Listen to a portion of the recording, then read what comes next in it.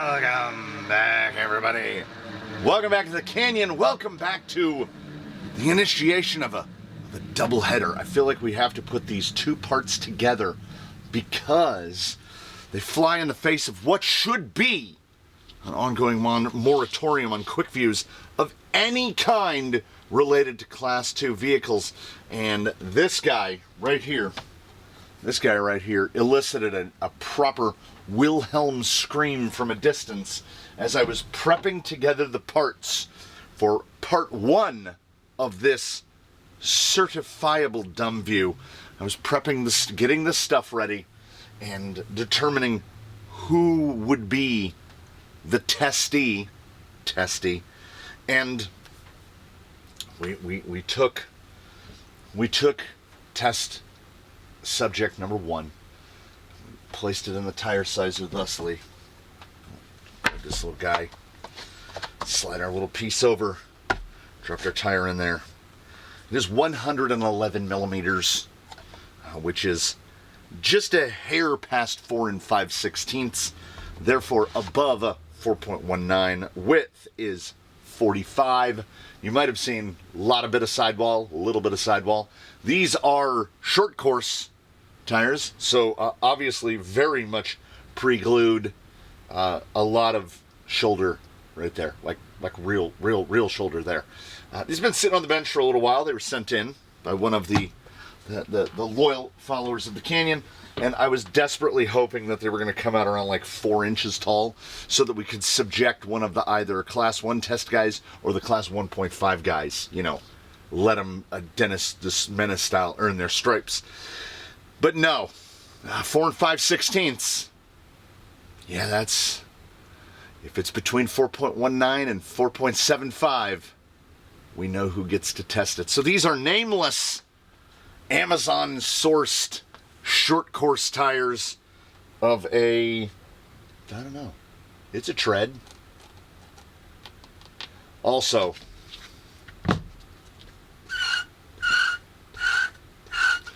got that real high tone Starsky on it. So these are tires which should suitably have no expectation.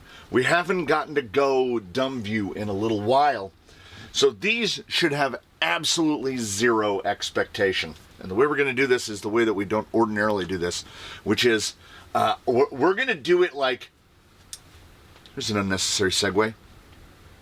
Have you ever seen the movie called Happy Death Day? Where it's like Groundhog Day, but she keeps getting killed over and over again, and just keeps coming back. It's a comedy. It's a horror comedy, let's call it. They made a second one called Happy Death Day to You, and ordinarily sequels don't hold up to the originals, but the relevance here is that Happy Death Day to You just starts. They give you no background, no bonus exposition, nothing. It basically, the first one ended, it picks up the moment the other one ended. And if you haven't seen the first one, most of what is in the second one won't make any sense to you whatsoever. And as a somewhat of a cinephile, I genuinely appreciate that. Don't rehash it for me. Just throw me in the deep end. So as I mentioned, this is a two-part dumb view. This is a double dumb, part 1 and part 2, because we are indeed going to run these through the Class 2 tire test protocol. And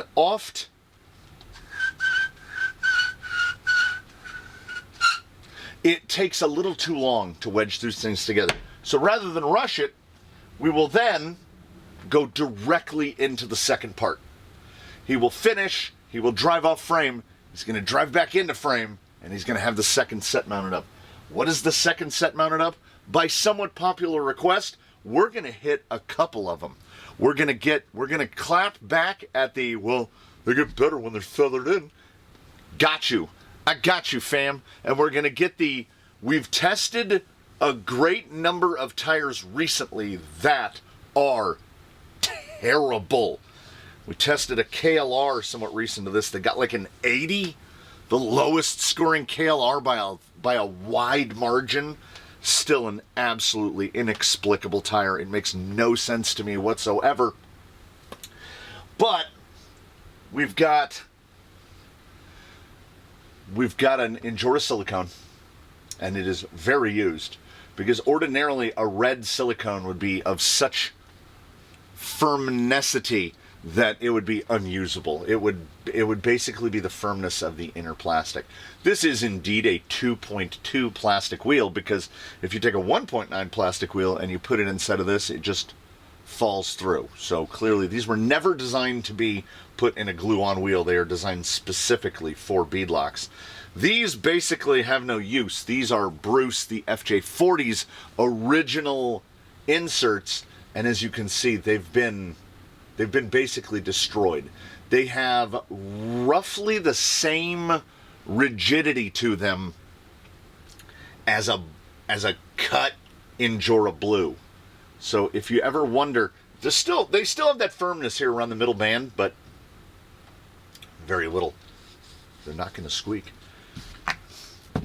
It has been somewhat popularly requested. People have said, throw that on. We've seen tires so bad, what if you just took a silicone? And they do fit. They don't fit incredibly tight, but they fit tighter than a lot of things. And unfortunately, once again for baseline, these are 111 millimeters, just above 4 5/16. They leave a black pool of pulverized dust everywhere they go. So, our man Baseline, it elicited an initial Wilhelm scream, because he was like, why do you keep doing this to me? And I'm like, because you're the guy. Sometimes adversity is given to those best built to handle it. And unfortunately for this guy, he is best built to handle adversity. Double Dumb View, Part 1, Amazon short courses. Second part of the Dumb View doubleheader.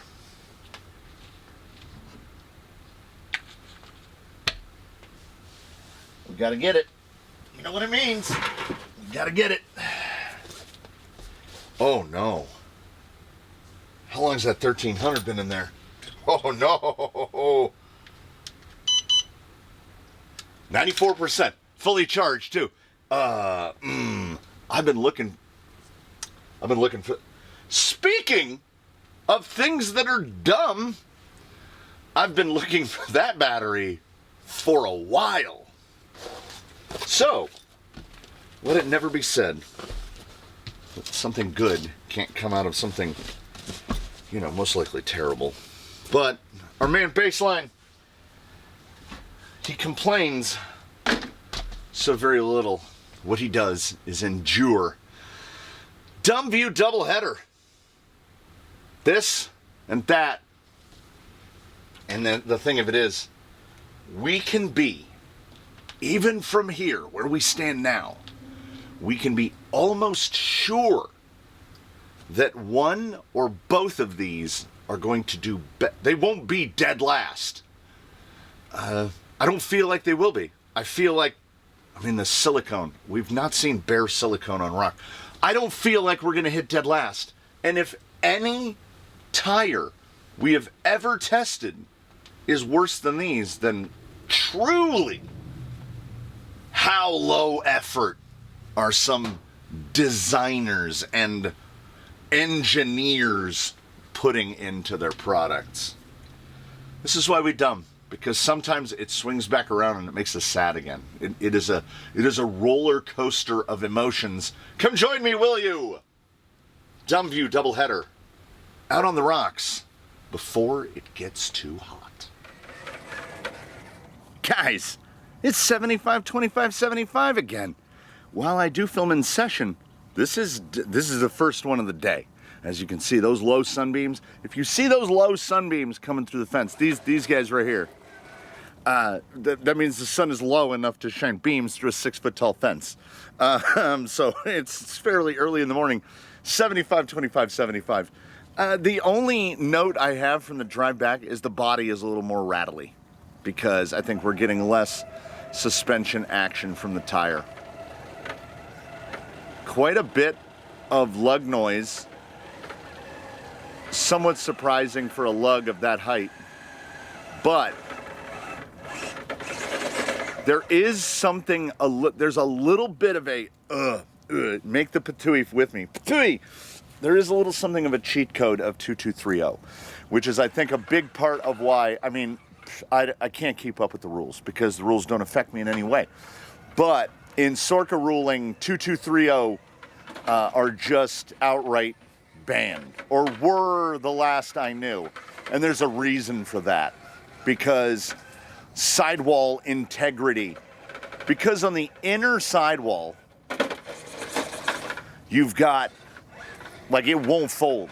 It will not fold. So we get into here, and the compound feels like nothing. I mean, but at the same time, I don't know how much of it is that wheel. So how much of it is the profile? This is, I guess, we've got compound, carcass, and composition.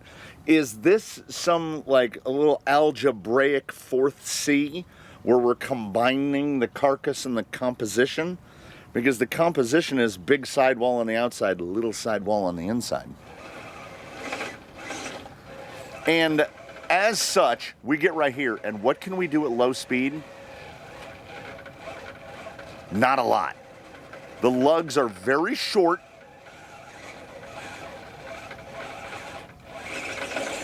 Tires are short. Repositioning is basically just done via throttle.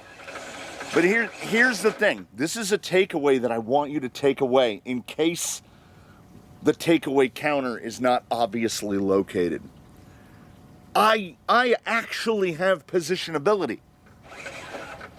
Like, the tire isn't good enough to get me over that little point, to pull a proper shuttle.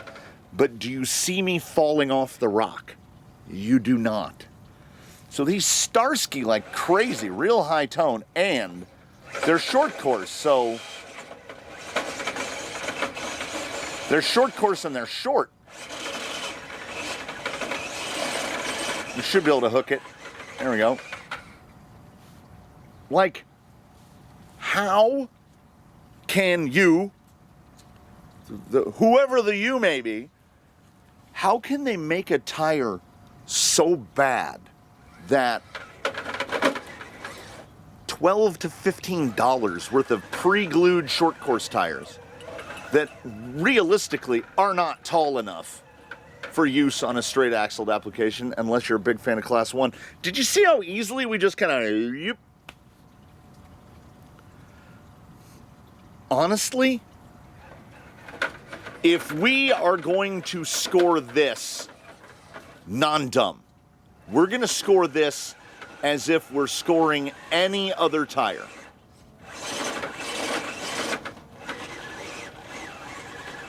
It's this stuff right here.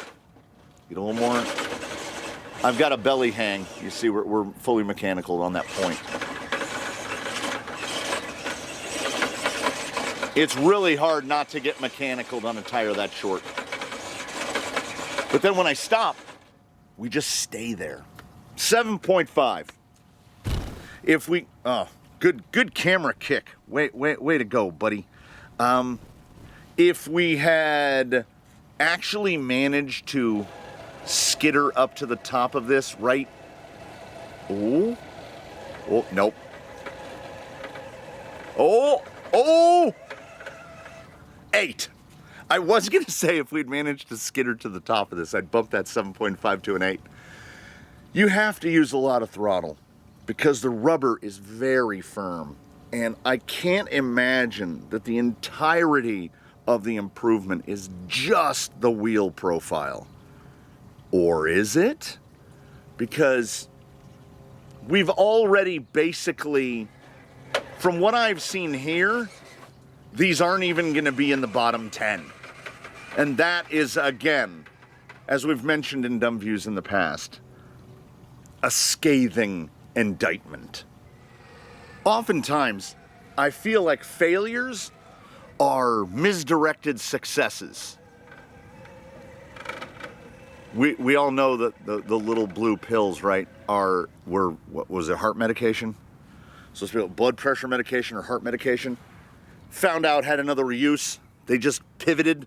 The marketing pivoted. So they designed something for a purpose. Turns out not as good at that, better at something else, or more profitable at something else.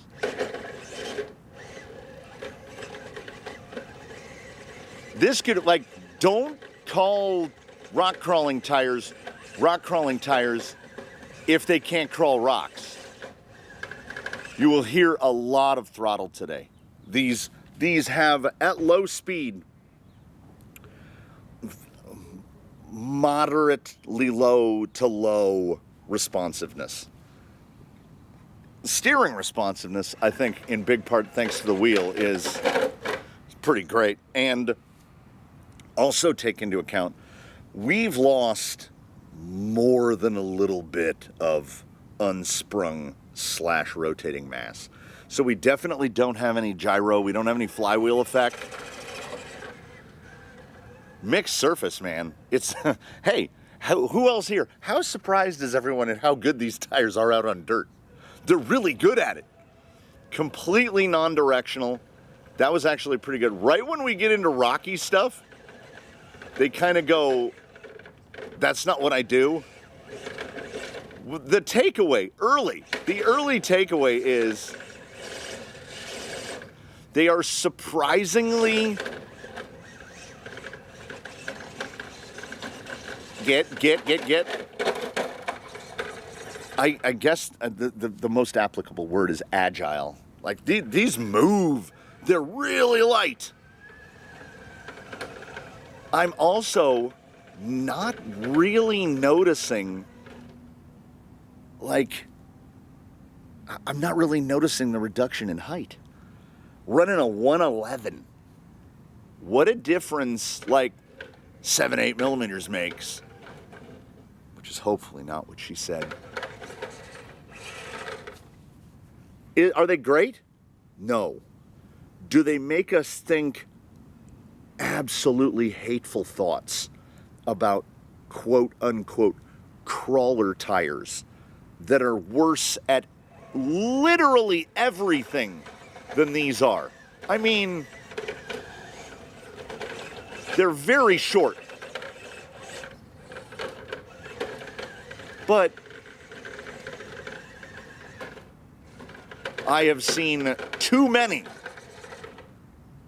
crawler tires, again in air quotes, that can't even do that, despite being taller. Some variety of night creature has definitely been out. 6. I just picked up 6 golf balls off the ground.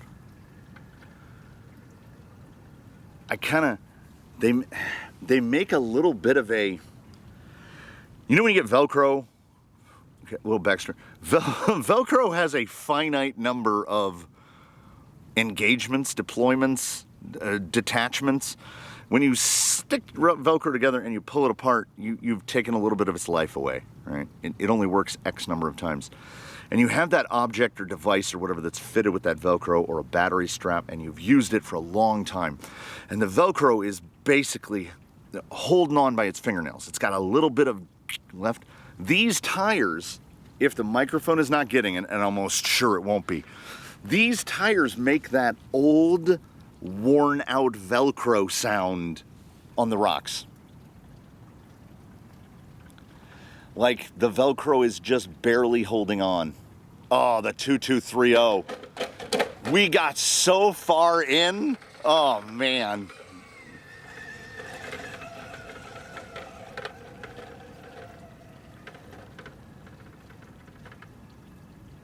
Because it's so many lugs. Like if you were to actually count the number of lugs, there's a lot. And I would also like to point out, we've watched several, I had to let go. I had to let it go on its own. I was halfway into the thought of, we've seen many a trash tire manage the transition there seemingly effortlessly, and it's because they basically have no traction at all. These have enough traction that we actually rolled out on the first time through, and I was giving it too much steering input, and it turned out to make it better if I just let it go and let him take it on its own. Honestly,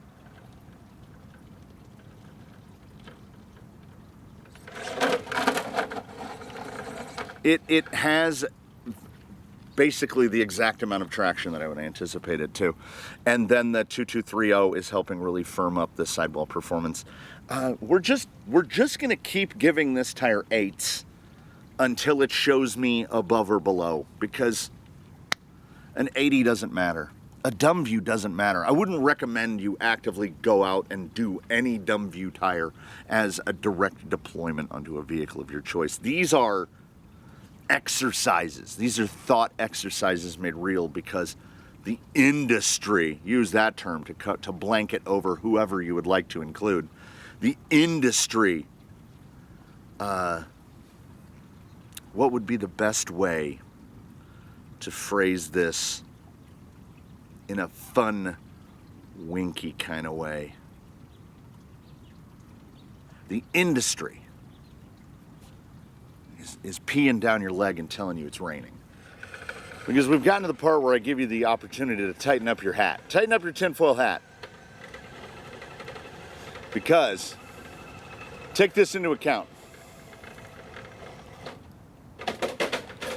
No one individual company, corporation, manufacturer can make the best everything all the time. There will be degrees of success.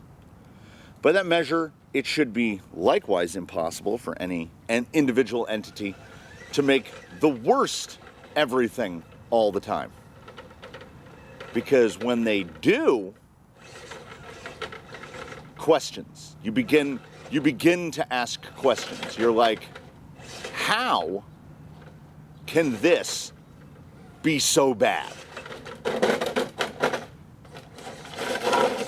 I would say Axial R35 is the leader, is the class leader in that, because they make so few tires that are even acceptable. The 1.9 Ripsaw is the one standout of the R35 compound, and they don't make that anymore. So this is where your hat. See, this is all 111 stuff. There we go. And again, we're right across the. I mean, it counts. He made it. Baseline is having a good time because he's like, I've got a tire that I can work with. I'm heading out here with zero expectations. It doesn't matter what it does. So, in our 35. We have so many failures and so little successes. It's like, I've definitely made the baseball analogy before, where you'd have like a .070 batting average, which means he would get 70 hits in 1,000 at-bats. It's pretty bad, right? That's what we're dealing with compounds like R35. Or, I mean, even G-Mate. G-Mate is the perfect example of the opposite spectrum of R35. The G-Mate 1901, I don't even know if 1901 is the worst. The 1902 might be the worst. In terms of a tire made by a manufacturer, like an OE tire, the G-Mate 1902 might be the worst of all time.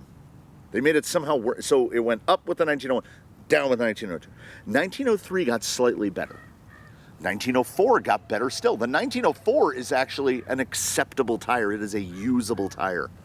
The 1905 is actually pretty good.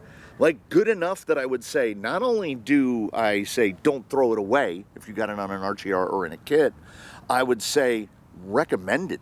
Like, if they're not too expensive in your area, buy some. They're pretty good. So G-Made got better. We have entirely too many.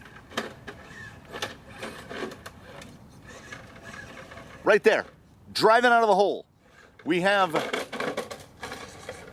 we have entirely too many that have not gotten better. And that having not gotten better, that's not an opinion, it's a fact.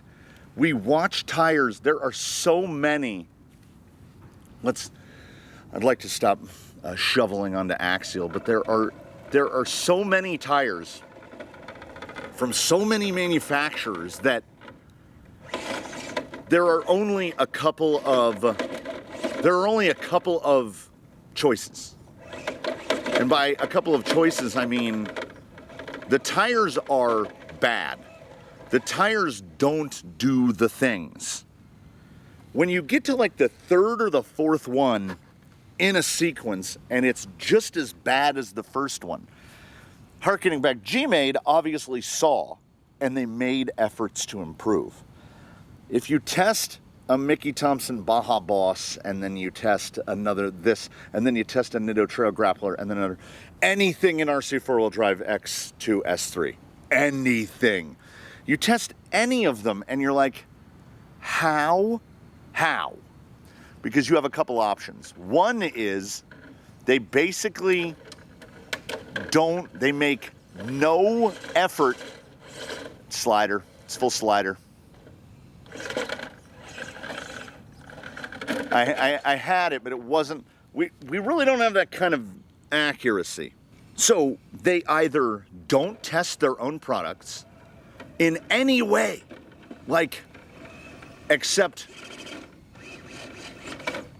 it's kind of hard to get 111s through. Maybe there's a dirt parking lot outside one of the buildings and they'll drive it around the dirt parking lot, but they definitely don't put it through any sort of testing to see if the tire actually works. Because we just keep seeing this consistency in lack of performance. Or, and I don't know if this is better or worse, they just don't care. It looks like the thing, it's round, it's made of rubber, it definitely passes all of the qualifying tests to be, in quotes, a tire. They don't care if it's any good. They just don't care. Which would be fine if you're selling an RTR product whose sole purpose, and no, do not come at me with the, oh, well, this is how you get new people in the hobby. No. That is the equivalent of saying, you know how you get more youths to come and play pickleball? As soon as they show up to the pickleball arena or wherever pickleball is played, the first thing you do is you go, hey, what's that over there? And when their head swivels, somebody just smacks them right in the face with a pickleball paddle. That's the initiation into pickleball. How many more people come back? Unless it's the deviants that want to see other people, unsuspecting people, get hit in the face with pickleball paddles. So that's what RTRs do, because the quality of RTRs keeps getting worse and worse and worse and worse. And the tires keep getting worse and worse and worse and worse. Meanwhile, the prices keep going up and up and up and up. And in many cases, rather than buying an RTR, you would be better served heading down to your local whatever's local to you, head down to your local whatever, and while you're there, grab yourself a pickleball paddle. Because in pickleball, at least so far as I know, they don't hit you in the face with a paddle when you first show up. You could buy a $14 pickleball paddle at the Target, go down, and you know what you'd have? You'd have a pretty good time. And the guy across from you has a $200 pickleball paddle. You're still having a pretty good time. He's having a good time, you're having a good time, everybody's having a good time. In the RTR world, particularly when it comes to tiny toy cars that go slow, you might not have a good time. And then you'd think, I spent $500. I spent $500 to not have a good time. And ordinarily, that's called an auto insurance payment. But so the industry does upon itself many disservices. Because in a time when the recreational dollar is stretched ever tighter, I don't enjoy watching manufacturers stupid themselves out of existence. If the cost industry-wide keeps rising, that bubble can only grow to a certain size. Then that bubble's going to burst because prices in other subsegments, in other hobby uptakes, they keep going down. Things like TVs keep getting cheaper. Things like pickleball paddles keep getting cheaper. I've gotten to sit, if you live long enough, you'll get to watch most everything. And when I'm speaking of everything, I mean entities. We like to play a fun game where when we're randomly driving along, the wife and I, we go, hey, remember what used to be there? Hey, remember when that was that? The movie theater that my wife and I went to on our first date is now a parking lot. And the movie theater that we went to frequently after that one became a parking lot, that movie theater is now a nursing school. And another movie theater that we used to go to is an RV repair, like RV mechanic shop. So, you laugh because you have no other choice. Now, will RC cars be forever? We would hope, yes, this is our pursuit, right? But nothing lasts forever. I still remember where the toy section was in the local Sears. Speaking of toy sections, the local Toys R Us, may it rest in peace, is now some sort of county medical office. So nothing is safe. And there are times when companies, and I feel like the companies that make tiny toy cars are particularly glaring in this aspect, they feel like they're operating under a position of tomorrow is guaranteed and growth is infinite. And I don't know. Can it be that no one involved in the final financial decisions, have they lost all touch with reality? Because typically, if your restaurant is failing, you call in Gordon Ramsay, and what's the first thing he does? He simplifies the menu. You either have a choice. You can make 1 or 2 tires and do it well, or you can make 57 tires and all of them be terrible. RC 4-wheel drive, I'm looking at you. RC 4-wheel drive has to make over 100 different tires, and I would say on a good day, 15% of them are any good. So this applies to you and I and the industry and everyone. What are we doing? And, okay, before it sounds like I'm just an old crank, it's not unique. Movies are probably worse. There are more movies being made than ever, and less good ones being made than ever. When you sit down and you find out that movie that you watched on Netflix and you went, and it was all right. And then somebody's like, did you know that movie cost $300 million? You're like, wait, hold on. Okay, wait, hold on. Back that up. Rewind that back, please. You said it cost how much? It feels like money laundering. It feels like an industry too big to fail so they can do whatever they want. The counterpoint to that is we are participating, you and I and anyone watching this, I have to assume, because we're buying toy cars and we're driving our toy cars slowly or fastly. We're participating in an industry that is not too big to fail. Absolutely not too big to fail. And I don't know how much time is spent on the R&D of these things. And I kind of almost don't want to. I only want to know in a dark kind of way, because whatever is being spent, by and large, is not being spent well. Yeah, if these, honestly, you want to know the biggest drawback of this tire is that they're short course size, that they're 4 5/16, 111 millimeter. If these tires were 116, 117 millimeters tall, they would actually be reasonably okay, like straying up towards that 93 area. As it sits now, I almost don't care what they get in wet. I've pretty much determined this tire is about an 80. I'd go as high as an 82, say it's around an 82, but again, those numbers really don't matter, so it's pretty much going to get an 80.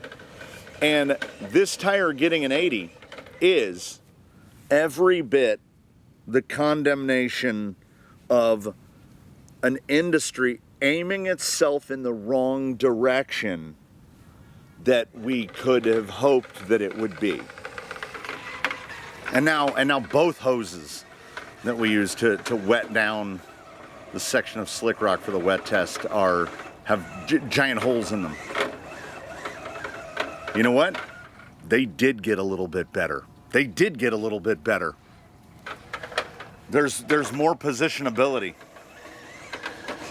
It initially started off not excellent. There's a little rocky point there, like right, saved it. There's a little rocky point there, which is like the corner of a brick that we kept getting stuck on. This guy right here is the bane of the 111 tire on a straight axle. You just need a lot of throttle on a slick face rock. Yep. And why wouldn't they?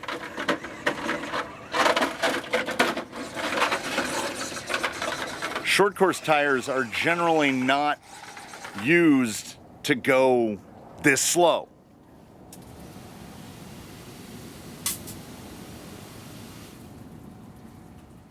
So realistically, any performance at all at low speed is pretty good.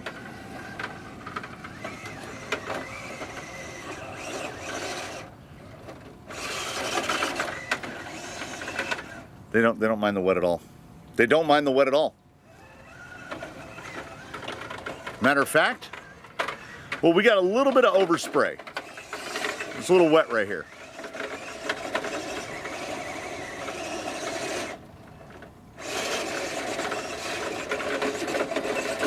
Yeah, worst case scenario. Oh, I let out.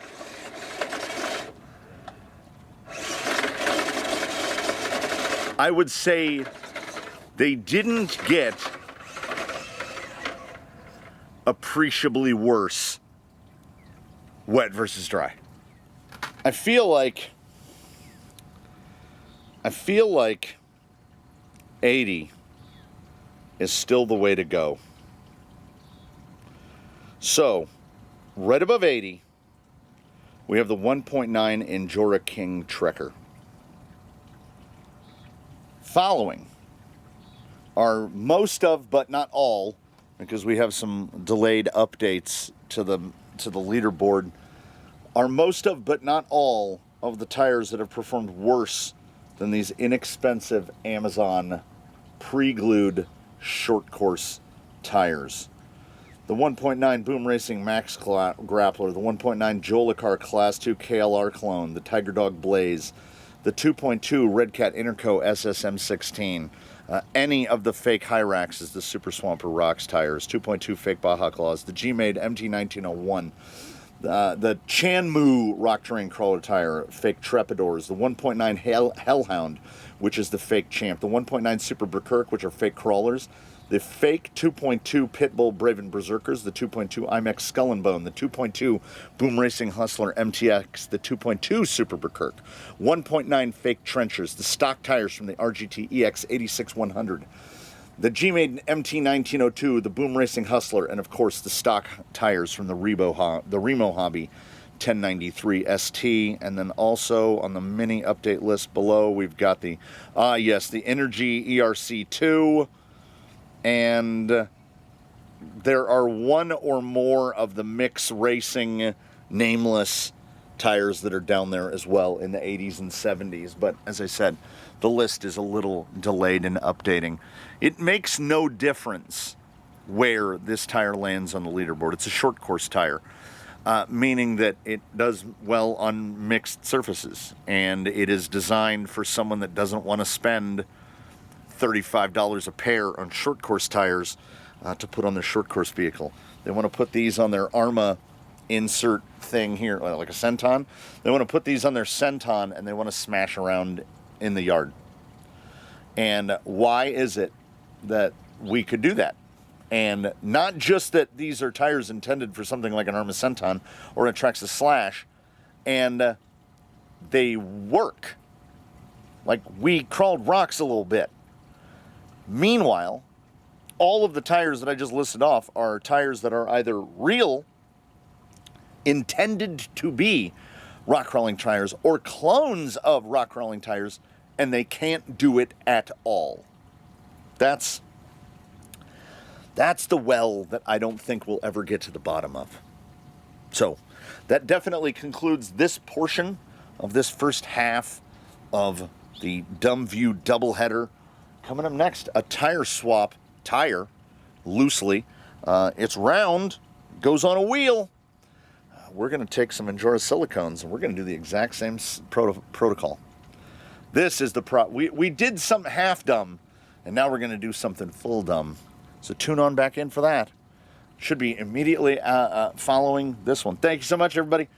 We look forward to seeing you next time. In between now and when we meet again, which I hope is real soon, I hope you, one and all, do your very best to have a good one, everybody. Come on back, because the next one, we dive right in.